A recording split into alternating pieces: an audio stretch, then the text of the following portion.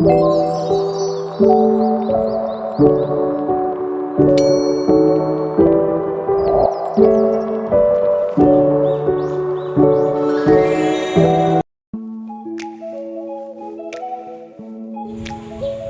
terima kasih atas waktu dan kesempatan yang diberikan kepada kami. Kami mahasiswa dari Universitas Negeri Timur, Fakultas Ilmu Sosial dan Ilmu Politik, Prodi Administrasi Negara. Kami di sini akan membawakan materi dari mata kuliah teori organisasi yang berjudul Hubungan Antar Manusia atau Human Relation. Tapi sebelum itu izinkan kami memperkenalkan diri kami.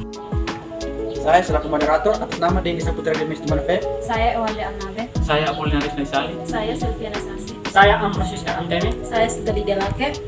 Demikian pengenalan singkat dari kami. Selanjutnya silakan simak video kami berikut ini. Baik, saya akan memecahkan materi yang telah dikerjakan oleh kelompok kami. Yang pertama, A. Pengertian. Hubungan antara manusia atau human relation merupakan inti dari pengambilan keputusan. Karena sejak pengambilan keputusan itu dibuat sampai pada tahap pelaksanaan akan senantiasa berhubungan dengan manusia. Human relation yang terjadi di antar anggota organisasi merupakan hubungan manusiawi yang selalu dibutuhkan oleh semua pihak, di mana manusia yang berkedudukan sebagai makhluk pribadi dan makhluk sosial, kebutuhan akan orang lain untuk bekerja sama dalam mencapai tujuan hidup sangat penting. Berikut pengertian hubungan antar manusia atau human relation. 1. Menurut Handa Yiningrat tahun 1996, hubungan antar manusia human relation ialah hubungan antar orang dengan orang, sedangkan hubungan masyarakat adalah hubungan antar organisasi institusi dengan masyarakat. Yang kedua, menurut Keith Davis pada tahun 1989 menyatakan bahwa hubungan antar manusia human relation adalah interaksi antara seseorang dengan orang lain, baik dalam situasi kerja atau dalam organisasi kekaryawan. Yang ketiga, menurut M. Farlan dalam Handa Yiningrat tahun 1996, hubungan antara manusia dapat didefinisikan sebagai suatu ilmu yang mempelajari kegiatan, sikap, dan saling hubungan di antara orang-orang yang ada pada pekerjaan. Baik, saya akan melanjutkan materi dari teman Putra. Hubungan antar manusia ini merupakan salah satu kajian ilmu manajemen, mengingat bahwa semua cara atau jalan yang berhubungan dengan semua tindakan dan keputusan dalam suatu usaha adalah menyangkut manusia. Faktor-faktor manusia yang dipelajari antara lain berkenaan dengan A. Sifat-sifat dan implikasi-implikasi daripada hubungan antar manusia dalam pendekatannya terhadap manajemen. B. Pengetahuan dasar dan konsep di dalam hubungan antar manusia. C. Pengaruh daripada hubungan antar manusia sebagai dasar daripada fungsi pimpinan.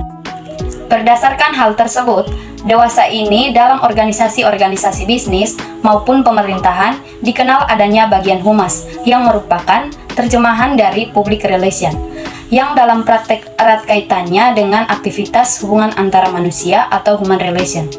Terdapat dua pengertian dari hubungan antar manusia, yakni hubungan antar manusia dalam arti sempit dan dalam arti luas. Yang pertama, pengertian hubungan antar manusia dalam arti sempit. Dalam arti sempit, hubungan antar manusia adalah interaksi antara seseorang dengan orang lain. Akan tetapi, interaksi di sini hanyalah dalam suatu situasi kerja dalam organisasi kekaryaan atau work organization. Yang kedua, pengertian hubungan antar manusia dalam arti luas. Dalam arti luas, hubungan antar manusia adalah interaksi antara seseorang dengan orang lain dalam segala situasi dalam semua bidang kehidupan.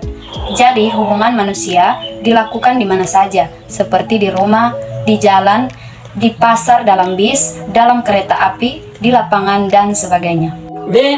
Hubungan manusia sebagai fungsi manajemen dalam manajemen. Manusia merupakan strategis komponen atau komponen strategis karena peranannya yang sangat penting.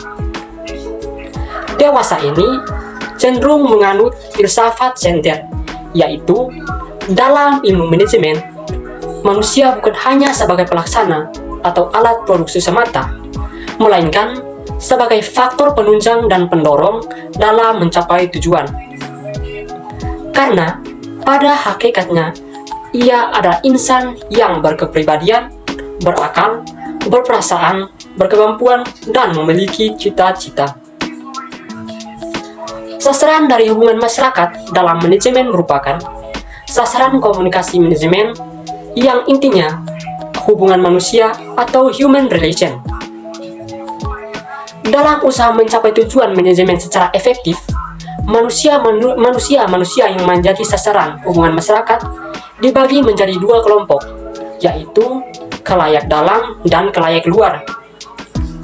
Adapun yang dimaksud dengan khalayak dalam atau internal public adalah khalayak yang beraktivitas di dalam organisasi, pada umumnya merupakan pegawai, karyawan, atau anggota.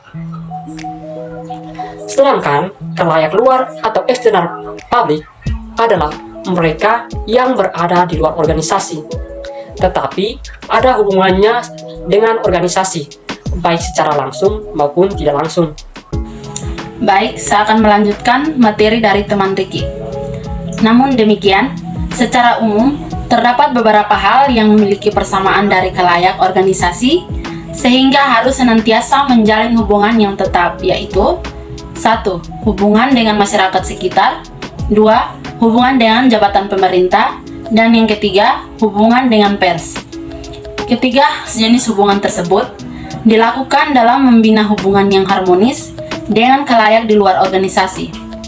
Sebagai anggota masyarakat manusia, hidup dalam dua jenis pergaulan, menurut Ferdinand Tonies dan Onong Unciana.